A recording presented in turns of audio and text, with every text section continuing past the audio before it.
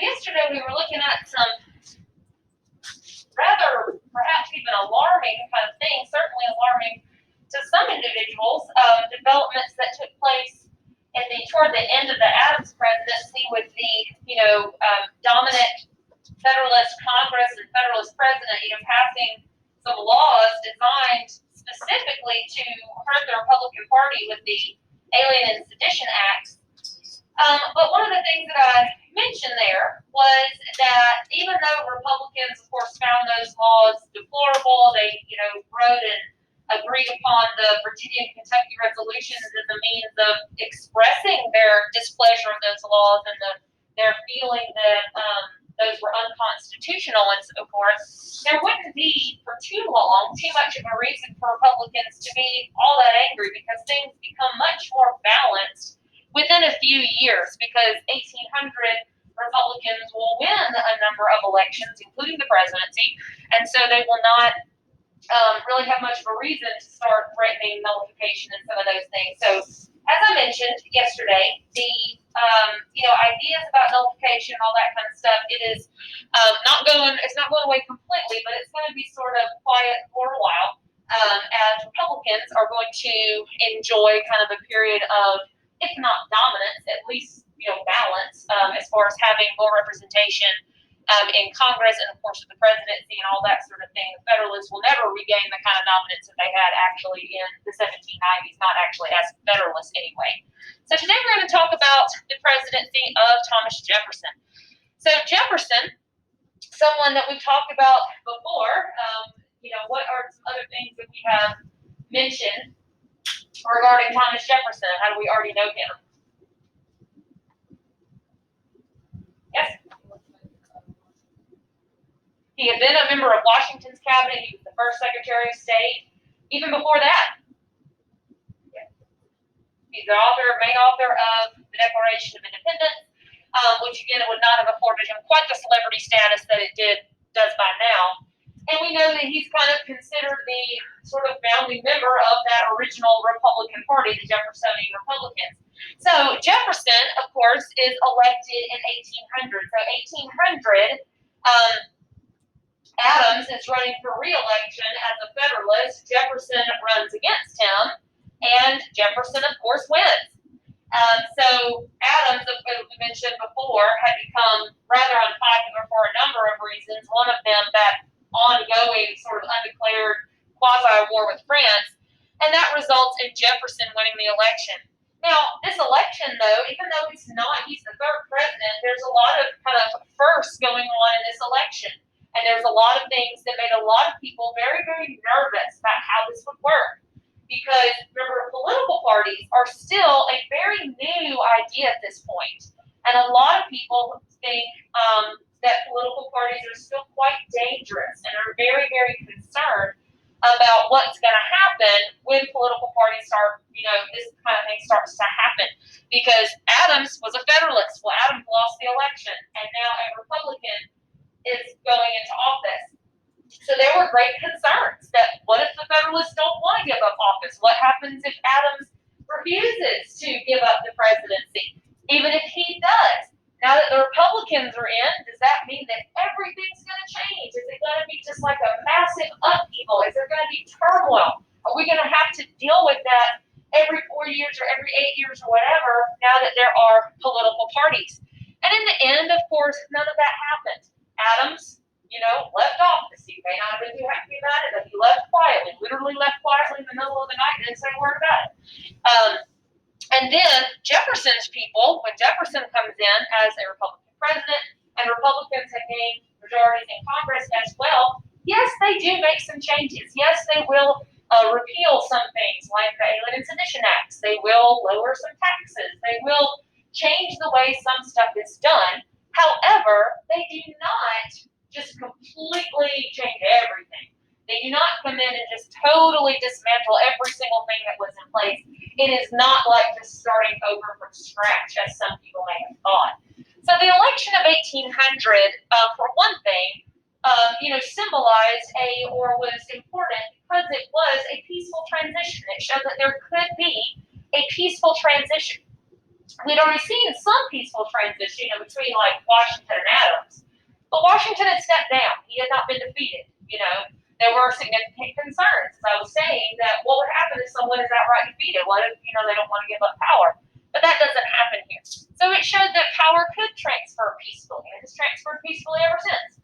That even with political parties, that transition could happen in a smooth way. And not only could the transition happen peacefully, but it didn't necessarily mean that every single thing was going to change. It didn't mean that, everything was going to be totally taken apart and it would be like rebuilding the country all over again every time you have a new president. So that may have been somewhat comforting for some people, perhaps, maybe even convincing some people that perhaps political parties, for all their faults, that maybe they weren't going to be as destructive as some people may have thought, including maybe Washington, who's not even alive at this point anymore, but we know that he warned against them.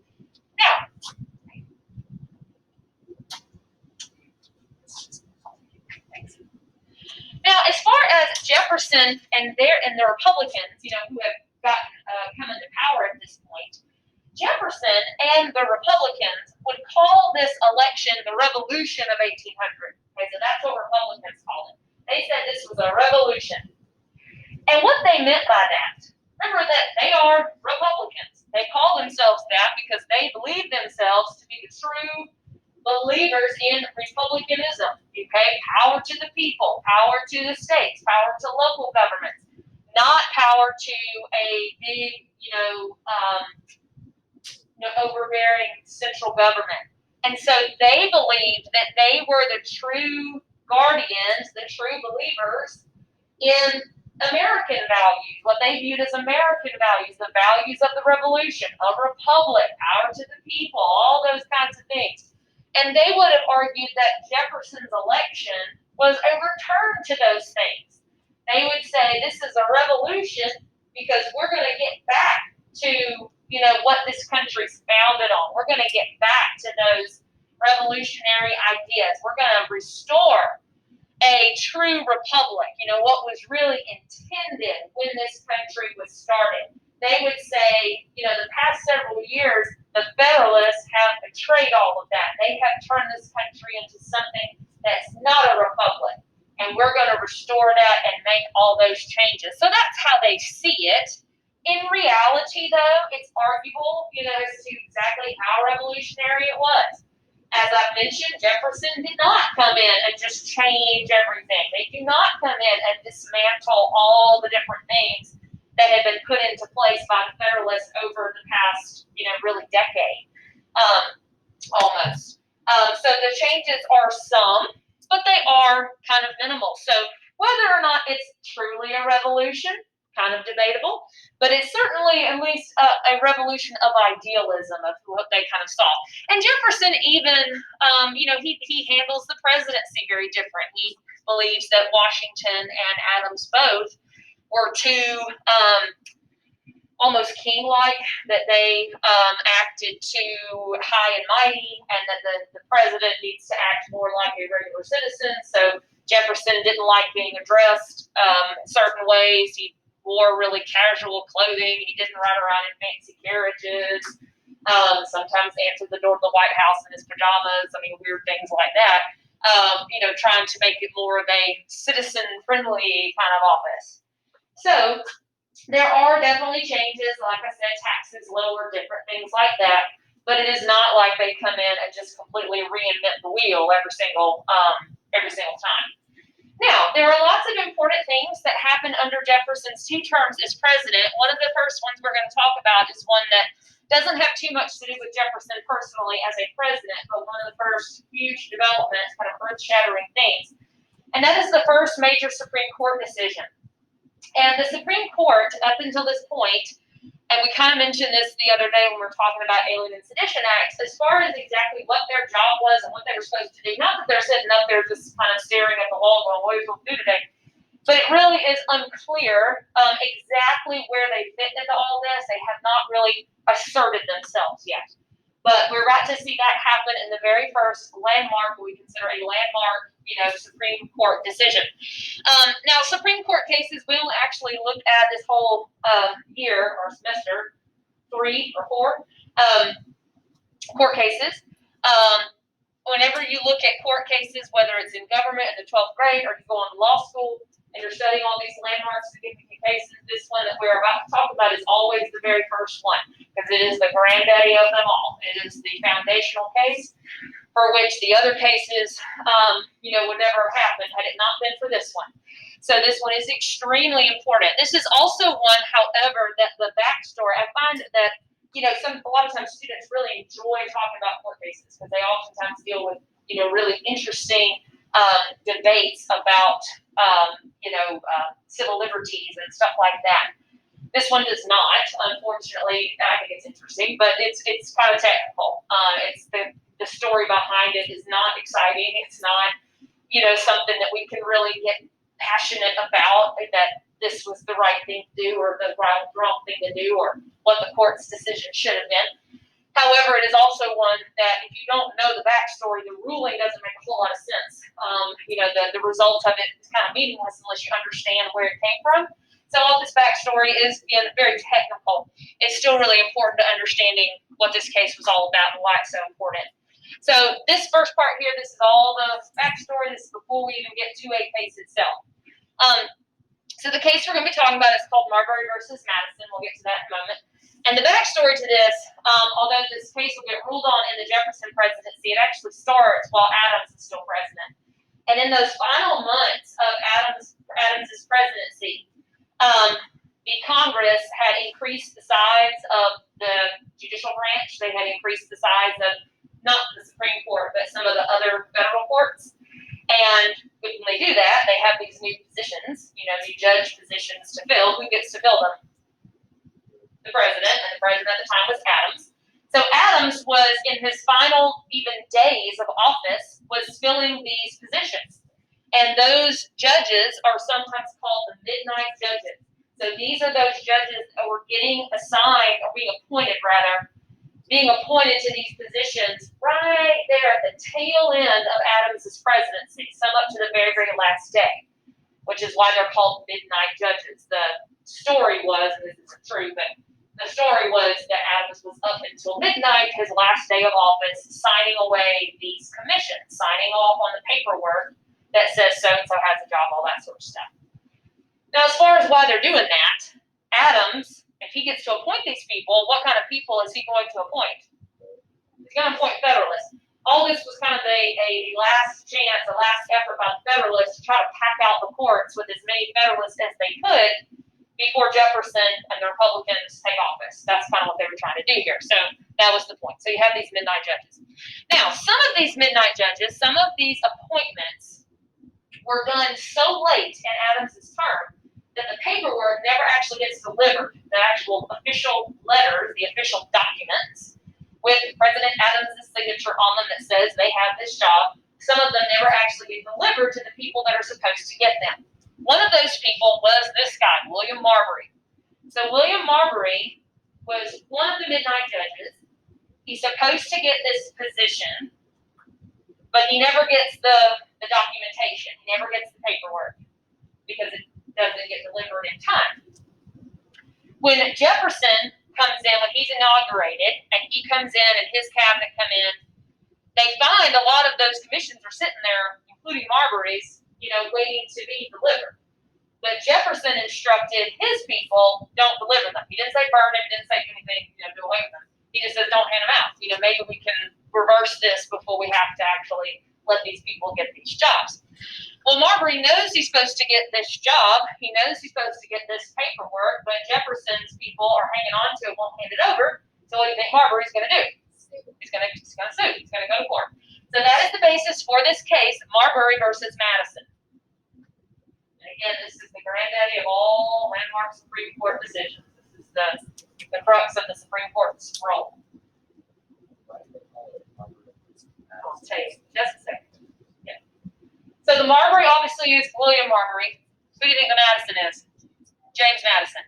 James Madison is, at this point, Jefferson's Secretary of State, and he is the one who's actually in possession of that document. He's the one that's actually got it, and he's the one who's been instructed by President Jefferson not to hand it over. So that's why he's named in the lawsuit. So Marbury goes to court, and he goes directly to the Supreme Court. This goes directly to the Supreme Court, straight to them. Basically demanding that the Supreme Court, or asking the Supreme Court to force Madison to hand it over, force Madison to give it to him. Now, here's what the court says, and this is the thing about this case and most landmark decisions like this. You start out with these kind of surface issues. You know, on the surface, this just looks like two guys arguing over a piece of paper.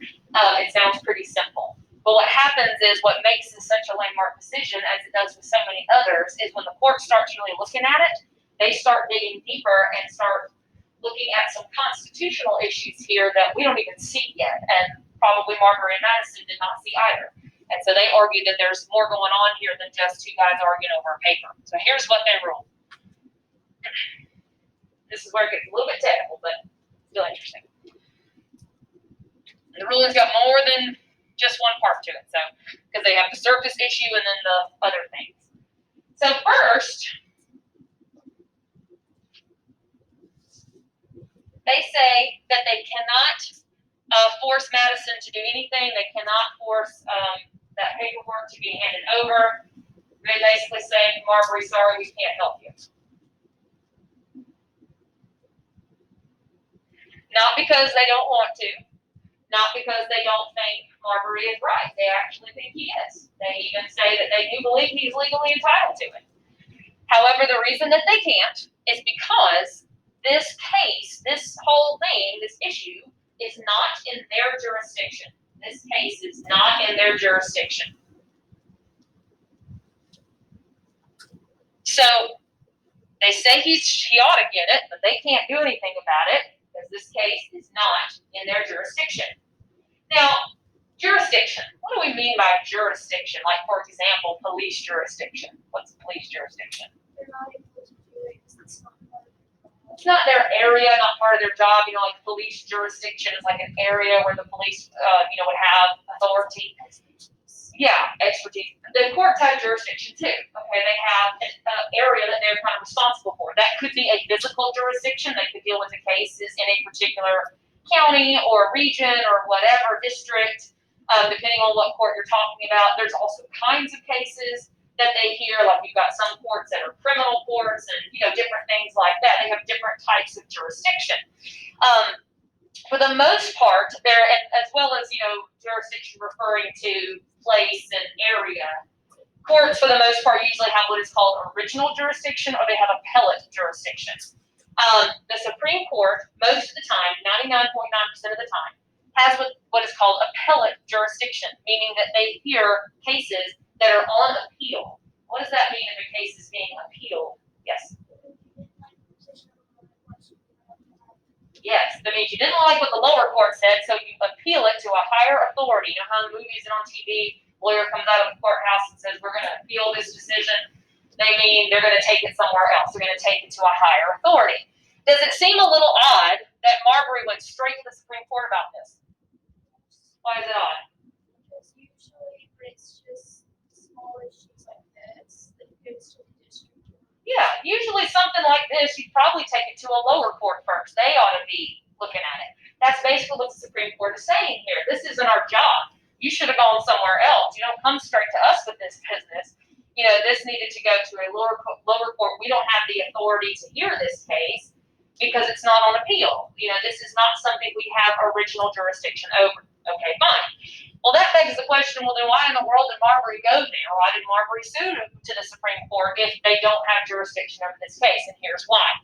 He went to them because of this law that was passed a few years before. Marbury believes that the Supreme Court did have authority over this because of a law called the Judiciary Act of 1801. This was the same law that had given, Marbury this job. But the point is, as well as adding and doing different things to the court, another thing that the Judiciary Act of 1801 did was it added to the Supreme Court's jurisdiction. So it added on to the list. It added a case like this one and said that the Supreme Court does have authority over this.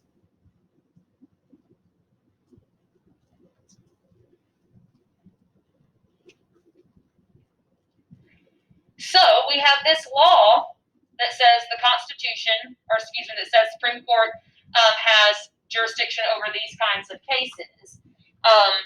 What else this talks about the Supreme Court and what kind of cases they hear and all that? The Constitution does. Okay. So do we have a problem here? Yes. It is unconstitutional. Exactly. That's the biggest and most momentous part of this whole thing. Is the Supreme Court says this law is unconstitutional. They strike it down. And they strike down the Judiciary Act of 1801 and say this is unconstitutional. Why is it unconstitutional? Yes.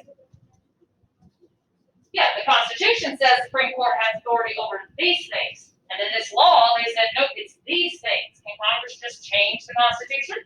No, they would have had to amend it, which they didn't do.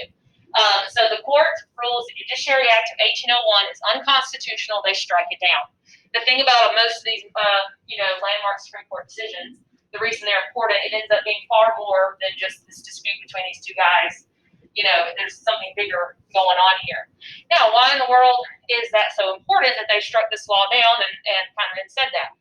This overall significance of this case, what it establishes, the precedent and the understanding that it establishes, is something called judicial review. Remember nothing else when you leave this class about Marbury versus Madison. Remember judicial review. This is the judicial review case. Judicial review is actually something you already know. You just may not have known this word for it, but we talked about it.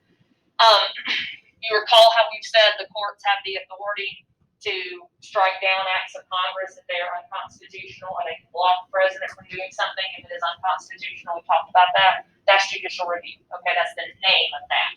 So judicial review is the court's power to review the law and to strike it down if it is unconstitutional. That authority is called judicial review.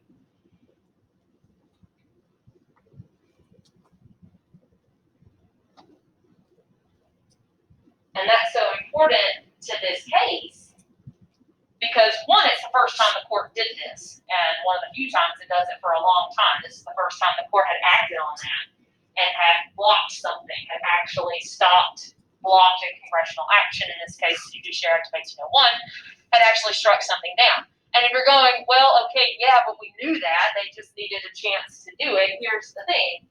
The Constitution does not actually say that the Supreme Court has the power of judicial review. It does not actually say, word for word, that they can strike down acts of Congress. Okay, it does not say that clearly. All right, it's a little ambiguous. So what the Supreme Court was doing here is taking what the Constitution did say and interpreting it to mean that this was their authority. So when we teach and learn about checks and balances, we always learn, the courts can do this and the courts can, strike things down. Really, it is not the Constitution that says that. It's the Marbury case that did. It's in the Marbury case where they said, this is our authority, this is our job, and we will, block Congress if they do something that is unconstitutional. So they were they were doing more than just striking down this law. They were also defining what their role was, defining what the court's position and place was going to be. I mentioned the other day that there were still questions of exactly who got to decide when something was unconstitutional or being questioned. The Supreme Court had really yet to define itself, and here's where they do that. Now, having said that, it is still going to be a controversy for quite some time, but this is where they really establish this is our role, this is our responsibility. Congress cannot just change the Constitution on a whim, and the courts can and will block things if they are, in fact, unconstitutional. So the court continues to show more power and continues to flex more muscle throughout the next couple of years. We tend to think that the courts just sit around and declare things unconstitutional all day long. They really don't do it all that much. It's really kind of rare, so it's sort of a rare case for them to do that. Okay, so that didn't necessarily have to do with Jefferson personally, but something that still happens on his watch. And if you're wondering, Marbury never does get his commission, so it didn't work out in the end for him. For Jefferson, I think we can easily argue that as a person, probably the thing he's known best for is being the main author of the Declaration of Independence. As a president, I think we can argue that probably one of the things he is best known for is the vast amount of territorial expansion that takes place under his watch and takes place all at one time. Probably considered the single greatest achievement of the Jefferson administration is what we're going to mention in a second, the Louisiana Purchase. But first, let's kind of get a background to it. So as we're going to see in just a moment, Jefferson is going to single-handedly pretty much not negotiate, but act upon the purchase of Louisiana territory from France, which is going to be, of course, all of this dark green section. Remember, it's been a while since we have talked about it, but Louisiana, this area, was originally claimed by what European country? By France. That had been a French colony for a long time. After the French and Indian War, France lost it, remember, to Spain, but it had since gone back to France. About 1800 or so, it goes back to France, and it is French territory once again. And at first, remember, who's in charge of France at this point? Napoleon. What's kind of Napoleon's goal for France? World domination. And that probably included, or it did include for Napoleon, at least thoughts of it, the Americas as well, which is part of the reason why they get Louisiana back. So originally, he does kind of have hopes of populating this and having a French presence in North America and all this sort of thing. But after just a few years, Napoleon's going to change his mind about that, and instead of trying to, make Louisiana a major French possession, instead deciding to sell it to the United States. Big reason for that is debt. France was in a great deal of debt by this point. What was going on that would lead to France having lots of debt? Oh, and then after the French Revolution, you get into all the Napoleonic Wars. Napoleon is the dictator, sort of, at this point, emperor, whatever. So they're, in wars off and on with Britain and several other places, and that has just run them into a whole lot of debt. To where they really need the money and don't have the ability to really populate the Louisiana. Also, another thing that has both contributed to French debt and made Napoleon kind of think twice about having colonies and kind of made colonies just sort of not all that attractive. They had also, just a few years previously, there had been a slave revolt in Haiti, which at the time was called Santo Domingo, which is in the Caribbean. That was a French colony, one of their sugar-producing colonies. And there had been a slave revolt there, in which essentially, and some of you study about this in world history, essentially the slaves of Haiti rose up in rebellion and defeated the French, defeated their white masters, and took over the country and established it as an independent nation, which it remains today. Only completely successful slave revolt ever that we know of. So France had, lost, they had lost the colony of Haiti after all of that. They had spent a ton of money and a ton of manpower and a ton of resources trying to put down that slave revolt and ultimately failed. So it was just another thing that, again, contributed to the debt, but it also just sort of changed Napoleon's mind about having colonies in America. This kind of made them feel like, at least for the moment, colonies were sort of more trouble than they were worth, and something that they just couldn't afford to deal with at that point in time. So with the debt, plus after those misfortunes that they had suffered in Haiti, again called Santo Domingo at the time, that leaves France more willing to sell. At the same time that France is getting willing to sell, the United States wants to buy. But originally, when Jefferson first kind of approaches this, it wasn't actually all of Louisiana the United States was interested in, it was New Orleans. The port of New Orleans, right there, was a particular interest to the United States. Why would New Orleans have been something the United States wanted or access to? Absolutely. It's a major port city. That's where the Mississippi River empties out into the Gulf of Mexico. And we've not studied about them, but there had been over, the first couple of presidential administrations, multiple problems and multiple disputes with whoever was controlling New Orleans at the time over the United States' right to use it and different things like that. And so the thinking was, we ought to just make that sort of ours so we don't have to worry about it, since it is so important to us. So Jefferson sends over a representative to France just to talk about buying New Orleans. And what was Napoleon's response? I'll sell you the whole thing for a little bit more. And so he frantically, writes back to Jefferson because they're offering like a dirt cheap price. I can't remember exactly what the price is. Something like, I got it written down here somewhere, but about $15 million, which even in when you equate for inflation, it's still like cents an acre. I mean, it's really cheap that they're offering it for all of Louisiana. And so he's frantically writing back to Jefferson and, we need to do this before they realize what they're doing and change their mind. And Jefferson was very, very conflicted over this at first. What do we know about Jefferson and what he thinks about the power of the government and the power of the president and all that sort of stuff? It's the people, and he really struggled for a minute about if he had the authority to do this, because the Constitution does not say, it doesn't say that the president has the authority. It says he can negotiate treaties, but this isn't really a treaty. This is a real estate deal, does he have that kind of authority? He was really kind of struggling with that.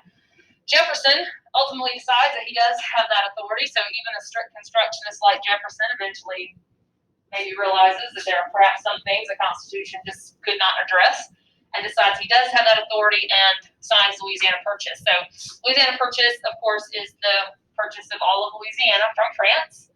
And what does this do to the size of the United States? It pretty much doubles it. Yeah, pretty much doubles it overnight in one fell swoop, one stroke of a pen. And this was done, again, not with a treaty, so Congress didn't have anything to do with it. It was by executive action, which is why Jefferson kind of struggled with it so much.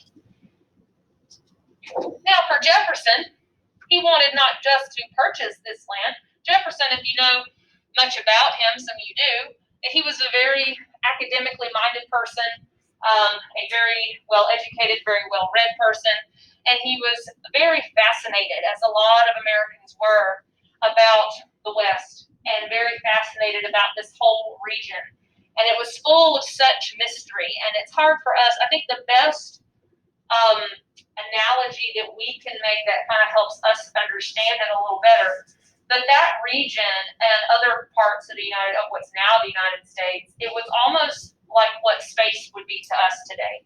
Something that is undiscovered, something that we realize we only know a little bit about, something that seems so big and so vast. It seems like we never run out of space to explore. We never run out of space to settle. The West was like that for such a long time.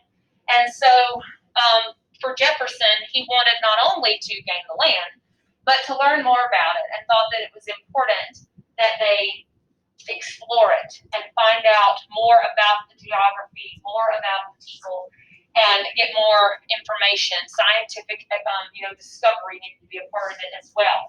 And so that is the basis for, of course, the Lewis and Clark expedition that I'm sure you all have heard of before. Lewis and Clark were two Army officers that Jefferson commissions to go and explore Louisiana Territory. So they are on a mission of exploration and discovery, kind of one of your first sort of government-sponsored science experiments. Today the government supports a lot of scientific research, gives grants and things. It's kind of one of the first times you see something sort of like that. The Corps of Discovery is the name of their whole group, because we tend to think, I know I did when I was your age, it was just these two guys, off in the wilderness. They had a whole group of people with them. There were probably about 50 or so members of the whole Corps of Discovery, with Lewis and Clark kind of leading the pack. And their mission, again, was to explore and to find out more about it, to record the land and the climate and the animals and the plants, Native Americans, to establish relationships with them. Are they friendly? What languages do they speak? Those sorts of things.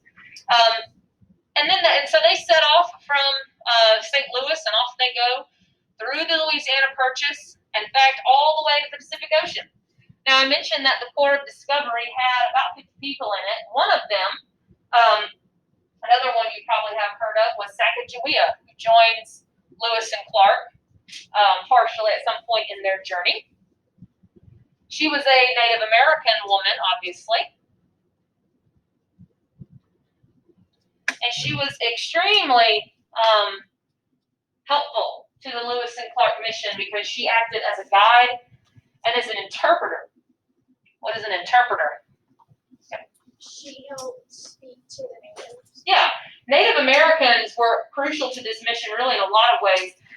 because they traded with Native Americans. They even lived with Native American groups, sometimes for months at a time, like during the winter and such when they couldn't travel too much. And Sacagawea knew the land, for one thing, pretty well, and she spoke some of the languages. She'd been kidnapped as a young girl. And so she also spoke English, but and at some point they even run across her tribe, the tribe that she was kidnapped from. Yeah, and I think her brother was the chief or something, as it turned out. So they bring back the long lost member, so that's pretty helpful. Yeah, probably did to get them what they needed. And they actually explore well past the Louisiana Purchase. The Louisiana Purchase only goes to, probably about Montana or someplace. But they go all the way to the Pacific. So they go all the way to the Pacific Ocean and what would today be Oregon or Washington, and then make it all the way back. A lot of it on foot, a lot of it in, boats and floating down rivers and everything. The whole journey takes a little more than 2 years, but they successfully make it back. Keeping in mind that they really wouldn't have had much of a way once they, started out. They wouldn't have much of a way to contact anybody or say, hey, here's what we're up to. So it's sort of like off they go, and then, who knows what happens until they show back up that 2 years later. And they took journals. We're going to look at some of that stuff tomorrow. Journals pretty much every day of what happened, of the weather that they experienced, the animals that they saw. They drew sketches of the plants and all those different things. So they come back with a wealth of information about all of that, some of which is published. And that increases a lot of interest in the area, makes it very attractive to a lot of people. It certainly, kind of increases the mystique and the draw west. And we'll soon start seeing settlement, west of the Mississippi into that area a little bit later on. So that was a successful and somewhat miraculous mission. Okay, so questions so far. Tomorrow we will look at the foreign stuff, because there Jefferson was a little less successful. We'll see him dealing with some of the same problems that Washington and Adams dealt with. We'll see Jefferson's